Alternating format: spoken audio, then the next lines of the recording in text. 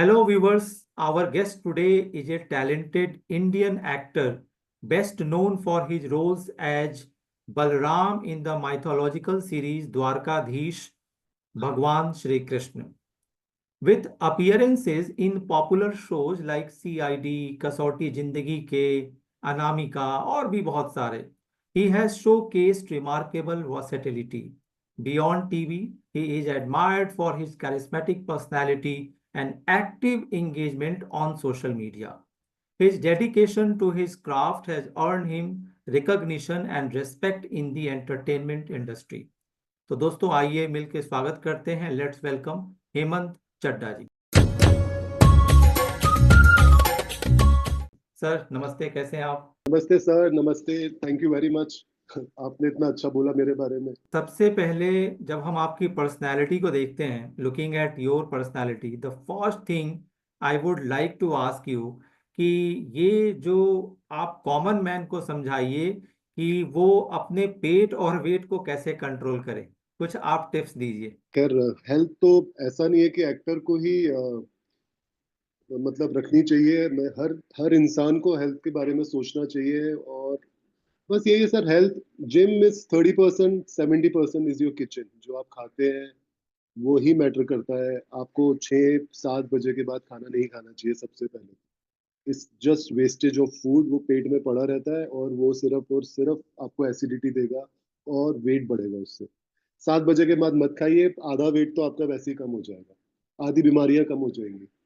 और बाकी जिम जाइए, हफ्ते में 4 दिन जिम जाइए। आप 2 दिन वॉक कीजिए, एक दिन योगा कीजिए। मेरे साथ मैं तो सातों दिन जिम करता हूँ, सातों दिन रनिंग करता हूँ, सातों दिन मेडिटेशन करता हूँ ग्राउंड जिम के अंदर, अपने पार्क के अंदर। तो बस यही है, उसको रेगुलर रखना पड़ता है। कंसिस्टेंसी होना बहुत जरूरी है। ऐसा नहीं है कि छोड़ दिया बीच में, तो उसको regular part of your life बनाना ही पड़ेगा। आम लोग जो सोचते हैं आप जैसे सेलिब्रिटी कुछ स्पेशल खाते हैं, उनके पास इतने सारे सब्स्टिट्यूट हैं कि 6:30 बजे के बाद नहीं भी खाएंगे तो उनको भूख नहीं लगेगी, हमें तो भूख नहीं, लग जाती है. तो ऐसा कुछ है क्या सीक्रेट आप लोगों के पास? नो टैबलेट, कुछ भी, कोई दवाई लेने की जरूरत नहीं है। सब कुछ नेचुरल होता है। राजमा खाइए, आप चने खाइए, छोले खाइए। आप अगर नॉनवेज खाते हैं तो एग खाइए, फिश खाइए।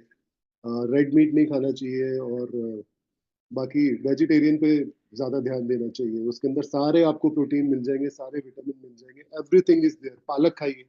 मेरा यही खाना है, हफ्ते में 2 बार मैं पालक खाता हूँ। और सारे वेजिटेबल्स खाता हूँ, बीन्स, मटर, गाजर, उसकी सब्जी, उसको बॉईल करके, जो भी जैसे भी आपको टेस्ट अच्छा लगे। आमतौर पर ऐसा देखा जाता है, खास करके 90s का जो जनरेशन है वो हाँ जी, मोस्टली अमिताभ बच्चन, राजेश खन्ना, इन लोगों को देख करके उनका झुकाव हुआ कि भाई हम भी हीरो बन जाएं. हाँ और जी। आप जैसे एंटाइसिंग पर्सनालिटी और टैलेंट तो है नहीं. तो हम आपसे वैसे जानना चाहते हैं कि हम्म। ऐसा कोई पर्सनालिटी था, कोई सिने एक्टर था या कोई ऐसा पर्टिकुलर मोमेंट था what actually inspired you to pursue acting. कोई ऐसा पर्टिकुलर मोमेंट हो, कोई एक्टर हो जिसको देख करके आपने सोचा कि मैं भी बनूं.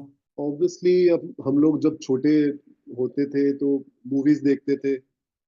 और सारे मेरे एक्टर्स फेवरेट ही थे, फिरोज खान, अमिताभ बच्चन सर। और सारे एक्टर्स को देख के लगता था कि मैं भी उनके जैसा काम मतलब करूं अपना। बहुत मेहनत वाला काम है, खैर। और बस सारे आइडियल तो भाई उनको देखकर ही मतलब आप इंस्पायर होते हैं, आपको इंस्पिरेशन मिलती है। एंड ये भी काफी डेडिकेशन वाला काम है। तो सब डेडिकेशन के साथ, यस दे आर आइडियल्स, उसी के साथ हम लोग इस फील्ड के अंदर सब लोग आते हैं, किसी ना किसी को आइडल मान के। मेरे बच्चन साहब हैं, फिरोज खान है, काफी सारे एक्टर्स, सीनियर एक्टर्स सारे इनफैक्ट मेरे फेवरेट हैं। तो उन्हीं को देख के मुझे इंस्पिरेशन मिली और मैं बॉम्बे आया। वैसे मैं जयपुर से बिलोंग करता हूँ, और अभी लेकिन बॉम्बे में मुझे 19-20 साल हो गए। तो सर आप उनसे मिले, आपने, आप जिनसे इंस्पायर थे उनसे मिले, उनके साथ वर्क किया आपने? हाँ, मैं मिल चुका हूँ काफी, हम्म. मोस्टली सारे एक्टर्स से ही। और हम्म. बच्चन साहब से भी मिल चुका हूँ, क्योंकि मैं बीआर फिल्म्स के शोज करता था। तो बीआर फिल्म्स की जो बागबान फिल्म आई थी, वो उसके सेट पे मेरी मुलाकात होती थी। हमारा सेट पास में ही होता था, तो रोज मतलब ऐसा लकी मैं था कि मैं 15-20 दिन तक उनको रोज देखता था सेट पे। शूटिंग मेरा जैसे ब्रेक होता था, मैं उधर जाके उनको देखता था। जब रवि चोपड़ा जी उनको डायरेक्ट कर रहे थे, तो हमारा सेट भी फिल्म सिटी में आसपास ही लगा हुआ था। तो काफी सारे एक्टर से ऐसे मुलाकात तो होती रहती है, पार्टीज वगैरह में हो जाती है, कभी मीटिंग्स में हो जाती है। यस, तो ऐसे मिलते रहते हैं कभी ना कभी। अरुण गोविल जी ने रामायण सीरियल में राम की भूमिका निभाई थी।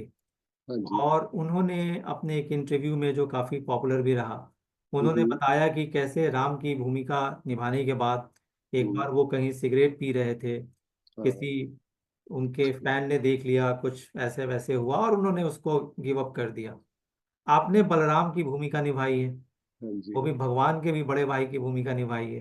तो हम्म। आपने कुछ ऐसा चैलेंज फेस किया या मन में था? आफ्टर ऑल आप भी इस कल्चर के पार्ट हैं। घर के हाँ तरफ जी। से, दोस्तों के तरफ से, फैन के तरफ से दबाव कि भाई मैं अब तो बलराम हो गया हूँ, भगवान का भाई हूँ, मुझे ये सर्टेन चीजों को फॉलो करना पड़ेगा। स्मोक तो मैं करता नहीं हूँ, और ड्रिंक्स मतलब हार्डली कभी, बहुत बहुत बहुत कम, जैसे वाइन वगैरह कुछ पी ली, क्योंकि जिम जाते हैं हम लोग, उतना हेल्थ के अंदर ध्यान रहता है, तो वो चीजें अंदर अपना बॉडी के अंदर डालेंगे तो वैसे भी वो गलत ही है। बिकॉज हेल्थ इज वेल्थ, पैसे से भी ज्यादा इंपॉर्टेंट आपकी हेल्थ है, और ये ड्रिंक्स वगैरह करने से, लेट नाइट पार्टीज वगैरह करने से कुछ मिलता खास है नहीं। मैं 10:30 11 बजे तक मैक्सिमम सोने की कोशिश करता हूँ, 5:30 बजे उठता हूँ रोज, फिर जिम जाता हूँ, रनिंग करता हूँ। तो जब मैं बलराम की भी भूमिका कर रहा था, तो उसके अंदर भी जो बलराम का बॉडी थी, अभी तो मैंने काफी अपने आप को लीन किया, उसके अंदर बलराम वॉज वेरी स्ट्रांग। तो उसके अंदर रोज सुबह, और मुझे कृष्ण जो विशाल मेरे छोटे भाई का प्ले कर रहे थे, कृष्ण बने थे जो उसके अंदर, हम लोग साथ में जिम जाते थे। तो हमें तो सुबह 6 बजे उठ के पहले जिम जाना, और उसके बाद 1 1.5 घंटा एक्सरसाइज करना, फिर वहीं से हम लोग सेट पे जाते थे। तो ये तो बड़ा डिफिकल्ट है कि अपनी हेल्थ को लेके या पब्लिकली या कुछ भी ऐसे करके दिखाएं, जब आपको पता होता है कि आप उस प्लेटफॉर्म पे खड़े हुए, जहाँ पे आपको लोग देख के इंस्पायर होंगे। तो कोई भी ऐसी चीज पब्लिकली या पर्सनली भी करना, आई डोंट थिंक वो राइट है, तो और मैंने करने की ऐसा कभी कोशिश भी नहीं की।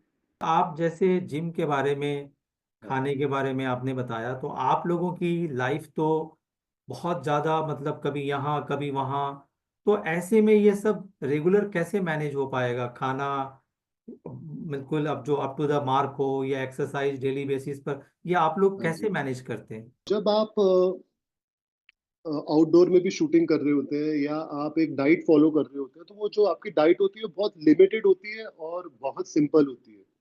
जैसे मेरी डाइट होती है, मैं सुबह उठता हूँ, मैं वाटरमेलन ले लेता हूँ। उसके बाद कोई अपना पैनकेक बना लिया ओट्स और बनाना के साथ। और तो मतलब ये ऐसी, ये बनाना और ये वाटरमेलन, और आपको पालक और ये सब तो मुझे लगता है कहीं पे भी मिल जाता है। तो ऐसी डाइट सिंपल रखो अपनी, जो आपको हर जगह अवेलेबल हो। और जो लोग ये डाइटिंग और ये सब करते हैं, वो उनकी डाइट वैसे लिमिटेड होती है, ऐसा लगता है लोगों को कि जो डाइटिंग लगता है वो बहुत ही महंगा खाना खाते हैं, या वो खाना ऐसा हर जगह मिलता नहीं होगा। ऐसा कुछ भी नहीं है। जो लोग डाइट फॉलो कर रहे हैं, जो लोग जिम जा रहे हैं, वो लोग बहुत ही सिंपल खाना खाते हैं, जो इजीली अवेलेबल होता है हर जगह। तो ये मिथ है मेरे हिसाब से। डाइट फॉलो हो जाती है, जिसको करनी होती है वो डाइट फॉलो कहीं पे भी कर लेता है। अक्सर हम जो सेलिब्रिटी को देखते हैं, आपको भी देखते हैं, आपके रील्स को देखते हैं, तो हम एक उनको एक डिफरेंट इमेज में देखते हैं। हम देखते हैं हाँ जी। कि जैसे अभी हम आपको देख रहे हैं, व्यूअर्स देखेंगे, आगे के शर्ट के बटन खुले हुए हैं, स्टाइल में कुछ अलग होता है जो हाँ। आम आदमी नहीं कर पाता। अब जैसे हम अगर करें, हाँ हमें जी। तो, अब तो वो खैर हमारा टाइम चला गया, लेकिन जब भी हम करते थे तो स्कूल में टीचर से पिटाई होती थी, घर में पेरेंट्स से पिटाई होती थी, और आमतौर पर लोग कहते थे हीरो बनना है क्या, हाँ फिल्मों में जी। काम करना है। तो ये कैसे, ये क्या कोई वाकई इस तरीके का मेंटेन करना होता है, या बस हो जाता है? नहीं, एक आप हीरो बनने वाली तो कोई बात नहीं। एक अपने आप एक साफ सुथरे कपड़े पहनना, और एक ढीले, आपको पता लग जाता है आपके ऊपर क्या सूट कर रहे हैं कपड़े, तो आप वही देखते हैं कि आप वैसा पहनने की कोशिश करें। बट यस, डिफरेंट अपने आप आपके एक फैशन आपके अंदर अपने आप आ जाता है, चाहे वो महंगे कपड़े सस्ते कपड़ों से नहीं होता, लेकिन वो फैशन अपने सर आप आ सर जाता है। आप लोगों शर्ट। का जो वियरिंग है, अपीयरेंस है, वो हमसे थोड़ा डिफरेंट होता है। हम कई बार सोचते हैं कि ये हम कब करें, कहाँ करें, नहीं हो पाता सर। नहीं, क्यों? अब फैशन तो हर जगह, आई थिंक आप दिल्ली के अंदर तो बॉम्बे से भी ज्यादा फैशन है। इनफैक्ट बॉम्बे के अंदर तो फिर भी लोग थोड़े से कैजुअल वे में चले जाते हैं, पर Delhi fashion is really good. और प्लस आप अगर आप कोई ग्रूमिंग, अगर किसी को कुछ ऐसा करना है तो there are so many grooming school जहाँ पे बंदा जाके ग्रूमिंग कर सकता है, जिसको ऐसा कुछ करना हो। दिल्ली के अंदर भी है, मॉडलिंग जो करते हैं लोग वो पहले ग्रूमिंग स्कूल ही जाते हैं। तो वहाँ पे सिखाया जाता है कि कैसे स्टाइलिंग है, कैसे आपको करना है। आपकी अगर हाइट लंबी है, अगर आप पतले ऊपर से पतले हो, नीचे से मोटे हो, तो आपको ढीले कपड़े पहनने हैं, टाइट कपड़े पहनने हैं, कैसे सूट होते हैं।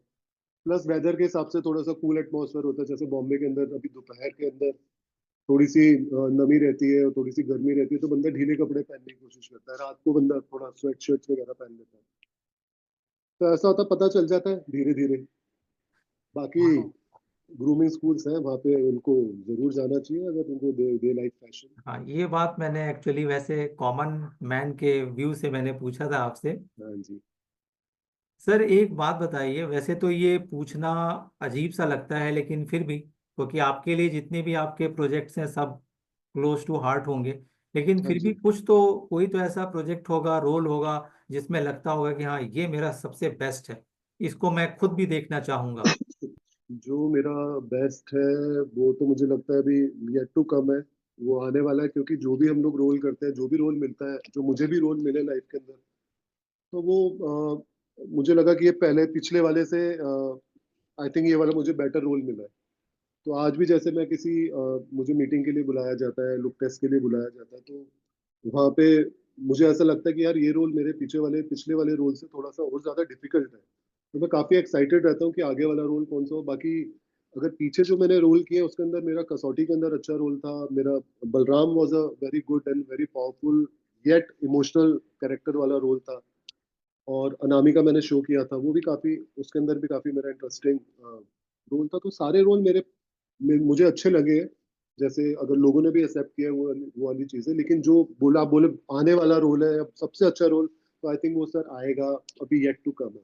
I am hoping and I am believing that कि वो रोल मुझे जल्दी मिले, फिर मैं आपसे शेयर करूंगा कि ये वाला मुझे लग रहा है सर बेस्ट अभी आपने रिसेंटली देखा होगा बहुत सारे है। जो सेलिब्रिटीज हैं उनके साथ कुछ किडनैपिंग का केसेस हुआ, हाँ। कुछ अलग अलग तरीके की चीजें हुई और एक हम्म। अलग टाइप का एनवायरनमेंट क्रिएट हुआ।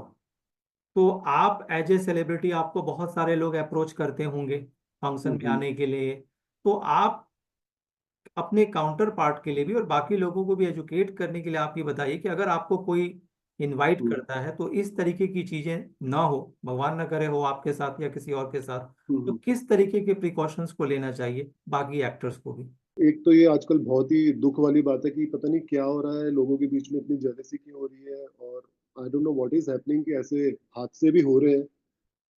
प्लस ये है कि आप कभी किसी के साथ जा रहे हैं, अननोन जगह पे ना जाए, किसी से भी पानी तक की बॉटल, सील्ड बॉटल भी पानी की किसी अनजान व्यक्ति से नहीं पीनी चाहिए, वो लोग उसको इंजेक्ट कर देते हैं। और अननोन बंदों के साथ नहीं जाए, रात को लेट नाइट अकेला ना जाए। लेट नाइट वैसे भी थोड़ा सा वो ही होता है। बाकी बट यही है कि आप अपना थोड़ा सा ध्यान रखें, अननोन अननोन लोगों से साथ में ना रहे ज्यादा, ना उनको अपने घर में बुलाएं, ना अपनी कोई प्राइवेट चीजें उनसे शेयर करें ना। मैं तो ये भी बोलूंगा कि ऑनलाइन भी जैसे प्लेटफॉर्म हो गया इंस्टाग्राम फेसबुक, उसमें भी अपनी पर्सनल चीजें, अपने घर का एड्रेस या कभी अपनी आपने क्या खरीदा हो, मैं ये घड़ी खरीदी है, मैंने ये ज्वेलरी खरीदी है, मैंने ये खरीदा है, वो नहीं बताना चाहिए। उससे थोड़ा सा वैसे जब आप लोगों को प्रमोशन के लिए बुलाया जाता है, hmm, inauguration, this that, hmm, marriage function, तो उस समय किस तरीके के प्रिकॉशन को आपको लगता है कि ध्यान रखना चाहिए। उस समय देखो, एक तो हमारे साथ मेरा बॉय होता है साथ में, एक मेरा जो शूटिंग वगैरह पे मेरे साथ जाता है वो मेरे साथ होता है, थोड़ा ध्यान रखते हैं। प्लस जो प्रमोटर्स बुला रहे हैं वो थोड़ा सा ध्यान रखते हैं कि भीड़ से थोड़ा सा दूर रहते हैं। बाकी वो ध्यान रखना चाहिए भीड़ से दूर। और अपने प्रमोटर्स की रिस्पॉन्सिबिलिटी पे हमें विश्वास रखना पड़ता है। फिर भी कोई हादसा हो जाता है तो सर कुछ कह नहीं सकते, लेकिन अपना ध्यान बहुत ज्यादा खुद ही रखना पड़ेगा। और बाकी आपके बॉडीगार्ड्स वगैरह हो तो उनके साथ हो, आपके साथ होते हैं तो वो आपकी थोड़ी हेल्प कर सकता है। बाकी तो जो सर आपको पता ही है, जैसा हो जाता है एक्सीडेंट तो फिर हो जाता है कई बार। Precaution is better than cure. Precaution is better than cure, yes. Amitabh Bachchan ji ने अपने कई इंटरव्यू में बताया है कि हम्म। बिगिनिंग डेज में उन्हें हाइट के कारण बहुत दिक्कत होती थी, हम्म। एक्ट्रेसेस नहीं मिल पाती थी। आपकी भी हाइट की बहुत चर्चा होती है, तो हम्म। आपको इसका कितना एडवांटेज और डिसएडवांटेज आपने एक्सपीरियंस किया। हाइट में कई बार बात तो सही है, हाइट में थोड़ा सा कई बार कास्टिंग में, जैसे आपके अपोजिट जो फीमेल है या आपके उसके अंदर ऑब्वियसली वो मेल से ऐसा है नेचुरल कि मेल जो आपका हस्बैंड है या बॉयफ्रेंड है जो भी उससे छोटी हाइट वाला लड़की होगी, तो हाइट के अंदर कभी कभी जो बहुत कभी छोटी लड़की होती है, तो मेरी हाइट 6'1" है, तो कोई लड़की काफी हाइट में अगर कम है तो कास्टिंग के अंदर यस ये प्रॉब्लम तो होती है। बट आजकल आई थिंक जैसे कभी शूटिंग के अंदर भी प्रॉब्लम होती है तो फिर एडजस्ट करना पड़ता है, उसको स्टूल देना पड़ता है और हमको थोड़ी स्प्रेड करके अपनी लेग्स और वो ऐसे खड़े होके एंगल बना के फिर वो शॉट देना पड़ता है। तो थोड़ा बहुत फर्क तो पड़ता है सर हाइट से, लेकिन ज्यादा नुकसान नहीं हुआ। हाइट का मेरे एडवांटेज ही रही है, मैं मॉडलिंग पहले करता था तो उसके अंदर मेरी हाइट के कारण ही मुझे शोज मिलते थे, उसके कारण ही मुझे एड्स मिले हैं। तो हाइट का मेरे साथ इतना डिसएडवांटेज नहीं रहा। अभी एट प्रेजेंट आपके कौन कौन से अपकमिंग प्रोजेक्ट्स हैं या जो चल रहे हैं अभी जो आप शेयर करना चाहें? मैं मेरी वेब सीरीज के बारे में अपना मैं करने वाला हूँ, एक चीजें थोड़ी फाइनल हो जाए तो वो आ जाएगा न्यूज के अंदर। बाकी टेलीविजन शोज के अंदर मैं कैमियो कर रहा हूँ कलर्स के एक शो पे। बाकी I am more concentrating on the web series, OTT channels के अंदर मैं थोड़ा अभी कंसंट्रेट कर रहा हूँ। तो hopefully by next month you will see me in a good show और अ वेब सीरीज। सर आपको पता ही होगा कि जो कॉमन मैन है, हम जैसे लोग जो आते हैं जिस कैटेगरी में, वो एक्ट्रेस की हर छोटी छोटी बातों को जानना चाहते हैं, हाँ उनमें जी। क्यूरियोसिटी होती है। हाँ तो जी। जैसे कि आम आदमी तो रील देख रहा है आजकल, दुनिया मोबाइल में डूबी हुई है। तो जब आप कैमरे से बाहर होते हैं, जब आप कैमरे का वर्क नहीं हो रहा होता है, एक्टिंग नहीं कर रहे होते हैं, तो आप लोग अपना टाइम कैसे पास करते हैं? स्पेशली यू कैसे पास करते हैं अपना टाइम? शूटिंग जब नहीं हो रही होती है तो काम ढूंढ रहे होते हैं सबसे पहले तो, मीटिंग्स चल रही होती है काफी। और जब शूटिंग नहीं हो रही है तो आपको अपने ऊपर और ध्यान रखना पड़ता है क्योंकि आपके पास टाइम इतना थोड़ा सा गैप के अंदर रहता है, तो आपको या इधर उधर घूमने के अंदर, या जैसे मुझे अगर मेरी शूटिंग नहीं हो रही होती है तो मैं थोड़ी ट्रैवलिंग करने की कोशिश करता हूँ आसपास कहीं पे। पहाड़ियाँ मुझे अच्छी लगती हैं, बीचेस मुझे अच्छे लगते हैं, तो मैं कोशिश करता हूँ कि थोड़ा बहुत वहाँ पे जाके टाइम स्पेंड करूँ या वहाँ पे जाके बुक्स पढ़ लूँ या कोई अच्छी मूवी देख लूँ। तो जब शूटिंग नहीं हो रही तो ये भी टाइम पास हो सकता है और प्लस दूसरा कई बार नहीं भी होता। अभी आप कह रहे थे कि आपका वेब सीरीज की तरफ थोड़ा आप उस पर वर्क कर रहे हैं, तो हम्म। आपको तो पता ही होगा कि आजकल कैसा कंटेंट आ रहा है। तो हम्म। आप कंफर्टेबल हैं उसके लिए? आपको लगता है कि आप भी उसी में उसी तरीके से करेंगे, या हम कुछ डिफरेंट एक्सपेक्ट करेंगे आपसे? कंटेंट जो आ रहा है वो कंटेंट, अगर मेरे लिए ये बात है कि मुझे करने में कोई प्रॉब्लम नहीं है अगर वो एक मैंने ये अपना। बात इसलिए पूछा क्योंकि आपके ऊपर बलराम का भी इमेज चस्पा है। अब लेकिन सर बलराम का अब है, लेकिन उसके अंदर काम तो काम ही, अगर कंटेंट अगर वो उसके हिसाब से चेंज हो रही है चीजें, तो अगर वही मैं आपको बताना चाह रहा था कि अगर कंटेंट और स्टोरी के हिसाब से कोई चीजें हैं जो करनी पड़ेंगी मुझे तो वो मैं करूंगा, लेकिन ओवर जो होता है, ओवर मतलब कुछ ज्यादा ही उसके अंदर आपको अंदर है, तो आई थिंक मैं उसके अंदर थोड़ा सा अपने आप ध्यान रखूंगा कि कुछ ज्यादा ना हो जाए और नहीं, मेरा बेफिजूल का कुछ ज्यादा मेरा ना हो। इशारा जो बिलो द लेवल जो कंटेंट आ रहे हैं, तो हाँ क्या हम आपको उस तरीके के रोल्स में भी देखेंगे? सर, उसके अंदर पहली बात तो मुझे कोई लेगा नहीं क्योंकि मैं उस कैटेगरी में जाता भी नहीं हूँ। अगर वो बिलो द कंटेंट में बिल्कुल भी कंटेंट में जा रहे हो, बहुत ही ज्यादा क्वालिटी और बजटिंग और उसकी वो कम है, तो उसके अंदर आई डोंट थिंक कि मुझे वो बुलाएंगे भी पहली बात तो। और अगर कोई वेब सीरीज है, कोई अच्छी वेब सीरीज के अंदर या कोई बड़ी वेब सीरीज है उसके अंदर कुछ कंटेंट या वैसी कोई बात आती है तो डेफिनेटली स्टोरी के हिसाब से हर कोई एक्टर जा रहा है, और वो तो sir it's a part of our life. वो तो नेचुरली आपको एज एन एक्टर आपको करना ही पड़ेगा। नहीं, बहुत सारे एक्टर्स ने ऑन रिकॉर्ड कहा है कि हाँ। हम सर्टेन रोल्स नहीं करेंगे चाहे कुछ भी हो जाए, चाहे मनी हो, चाहे स्क्रिप्ट हो, चाहे कोई भी डायरेक्टर हो। ऑन रिकॉर्ड वही उन्होंने बोला है कि हम नहीं करेंगे। वही मैंने आपको कहा कि एक तो डायरेक्टर पॉइंट ऑफ व्यू से वो शो ऐसा करते हैं कि वो वल्गर आपको नहीं भी लगता तो बंदा कर लेता है, जैसे मैं वैसा करने के लिए रेडी जो वल्गर ना लगे। वही मैंने आपको जैसे कहा कि मैं करने के लिए रेडी हूँ, लेकिन नॉट ओवर द, मतलब जो बिल्कुल ही ओवर दिख रहा है, लग रहा है कि ये क्या फिजूल विसूल बनती हो रही है, ये तो मतलब आपका चल रहा था कुछ और, चल रहा है कुछ और। तो definitely even I will not do that, I will try to मैं अपने आप को थोड़ा सा लिमिट करने की कोशिश करूंगा उस रोल के अंदर, डेफिनेटली। क्योंकि क्या है ना सर, क्योंकि थोड़ा सा इमेज, आप सही कह रहे हैं कि इमेज जो होती है उसके अंदर वो बनाने में भी काफी टाइम लग जाता है। हो सकता है आप कोई ऐसा रोल, गलत रोल कर लो आपके हिसाब से, जो आपकी इमेज थोड़ी सी उसके अंदर हिल जाए। पर जितना एक्टिंग पॉइंट ऑफ व्यू से, जितना एज एन एक्टर मुझे करना पड़ेगा, उतना मैं करूंगा जरूर। क्योंकि हिस्ट्री बताती है, आपकी ही फ्रेटर्निटी के लोग बताते हैं कि हम्म। माइथोलॉजिकल सीरियल्स में काम करने के बाद बहुत हद तक उनका करियर अफेक्टेड हुआ। बहुत सारे ऐसे रोल्स थे जो आए और जहां पर पैसा मुंह मांगा मिल रहा था, उसके बावजूद वो नहीं कर पाए, ऐसा सोशल प्रेशर था। माइथोलॉजिकल करने के बाद नहीं कर पाए, या स्टैंप लग गई उनके ऊपर कि ये माइथोलॉजी का एक्टर है, सर वैसा बहुत कम रेयर होता है। और कई एक्टर्स ऐसे होते हैं, मैं कई एक्टर्स को जानता हूँ माइथोलॉजी के अंदर वो लोग बहुत अच्छा काम कर रहे हैं, क्योंकि वो उनके फेस पे, उनकी पर्सनैलिटी के हिसाब से सूट भी करती है माइथोलॉजिकल। पर ऐसा नुकसान हो जाता है, कुछ हो जाता है, नहीं सर। काम मैथोलॉजिकल हो, चाहे अपना ये हिंदी सीरियल्स हो, चाहे साउथ के हो, कुछ भी हो, काम तो सर एक्टिंग में कोई भी छोटा या कुछ भी ऐसा कुछ नहीं है। मैथोलॉजिकल के अंदर मतलब पैसा तो चलो, वो आप, पैसा इज अ सेकेंडरी थिंग। लेकिन जैसे मुझे बलराम मिला था, I was really happy, and my family was happy, my friends were happy. और जो लोगों ने देखा बलराम शो, ये बलराम वाला मेरा रोल, उन सबको बहुत अच्छा लगा। तो it was not a negative thing for me, it was like I am very grateful, and मुझे बहुत ग्रेटिट्यूड है कि मैं वो वाला रोल किया मुझे। तो ये स्टैम्प वो आपको लगने के बाद वो बुरा उनका लग गया, ऐसा कुछ नहीं है। अरुण गोविल जी ने भी काम काफी सारा किया है, लेकिन वो शायद हो सकता है दिखा ना हो, क्योंकि उनका सबसे बड़ा वो, मतलब लोग उनको बियॉन्ड रामायण नहीं देख पाए।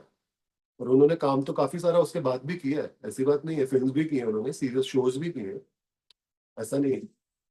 एक बात बताइए, खासकर जो एस्पायरिंग एक्टर्स है, कि हम्म। आपने ऐसी बहुत सारी, आज की डेट में आपको लगता होगा कि ये मैंने गलतियां रही हैं मेरे से, तो उन चीजों को बताइए जो एस्पायरिंग एक्टर्स, जो एक्टर बनना चाहते हैं, वो ना करें। खासकर जब वो मुंबई आते हैं तो वो पर्टिकुलर चीजें ना करें और वो आपसे कुछ लर्न कर सकें। वर्टिकल चीजें, बॉम्बे पहली बात तो वही आए जो वही लोग आए जो सीरियसली काम करना चाहते हैं। बॉम्बे में आके वो सोचे कि हाँ वो पार्टी वाली जगह है और ये होता है, वहाँ पे ये होता है, ऐसा कुछ नहीं होता भाई। ये बॉम्बे के अंदर बहुत ज्यादा प्रोफेशनली काम होता है। यहाँ पे आप आओ, पूरा 100% अपना दो, अपना जिम जाओ, अपने एक्टिंग पे अपना ध्यान दो, फालतू की चीजों में मत करो, नशे और ये ड्रग्स वगैरह उनसे दूर रहो बिल्कुल। और बस देन वर्क हार्ड, और मतलब इससे आप डरिए मत। जितना भी हार्ड वर्क हो, जितना भी लंबा टाइम हो, कब पता नहीं है, कब आपका पेशेंस आप रखिए, कब पता नहीं कब आपका टाइम आ जाए, कौन सी गाड़ी आपको मिल जाए और वो बोले कि you are my hero. Sir एक आखिरी सवाल, आपके लिए वो कौन सी गाड़ी थी, कौन से पर्सन थे जिन्होंने आपको पहली बार रिकॉग्नाइज किया और जिस प्रोजेक्ट ने आपको सक्सेस का टेस्ट कराया? मेरा करियर मैंने स्टार्ट किया था BR फिल्म से, रवि चोपड़ा जी के यहाँ से। मैं एक ऑडिशन के लिए गया था, एड के ऑडिशन के लिए। तो वो एड के ऑडिशन में दे रहा था, तो डायरेक्टर और रवि जी क्रॉस करके गए, और उनका एक शो था, आप बीती, आई थिंक दूरदर्शन पे आता था उस समय वो। तो उन्होंने मुझे देखा, तो उन्होंने मुझे बोला कि ये वाला लड़का तो हमारे फर्स्ट एपिसोड में हीरो लो आप। तो मेरे लिए मतलब वही वाली गाड़ी, तो गाड़ी तो बाहर रुकी होगी ऑफिस के, पर मुझे ऑफिस के अंदर रवि जी ने देखा था, he casted me in that show. वहां से मेरी जर्नी स्टार्ट हुई। तो वही, आप जाते किसी, जैसे मैं ऐड के लिए गया और मुझे सीरियल मिला, तो हो सकता है मैं किसी सीरियल के लिए जाऊँ और मुझे फिल्म मिल जाए। तो it's all luck and hard work and my patience. Sir आपको हम थैंक यू कहेंगे कि आपने हिलरी टाइम्स और मेरे जैसे कॉमन मैन आशीष कुमार को समय दिया, और रवि चोपड़ा जी को खास करके थैंक यू बोलेंगे क्योंकि उनके कारण आप जैसा एवरग्रीन एक्टर भारत को मिला। और इसी थैंक के यू। साथ मैं व्यूवर्स को बोलूंगा कि आपको आज का यह एपिसोड कैसा लगा, आप कमेंट करके बताएं। और ये भी बताएं कि आप हेमंत चड्ढा जी को कमिंग डेज में, फोर्थ कमिंग डेज में, किस हाँ तरीके जी, के रोल्स में आप उनको देखना चाहते हैं। हाँ जी, मुझे दीजिए डेफिनेटली मुझे इजाजत। बताएं, कमेंट्स में मुझे बताएं, ताकि मैं उसमें वैसे अपने प्रोड्यूसर डायरेक्टर्स को दिखाऊं कि देखो ये लोग मुझे इस रोल में इतना प्यार करते हैं, ये रोल में देखना चाहते हैं। तो डेफिनेटली मैं वैसे रोल करने की कोशिश करूंगा। जय हिंद।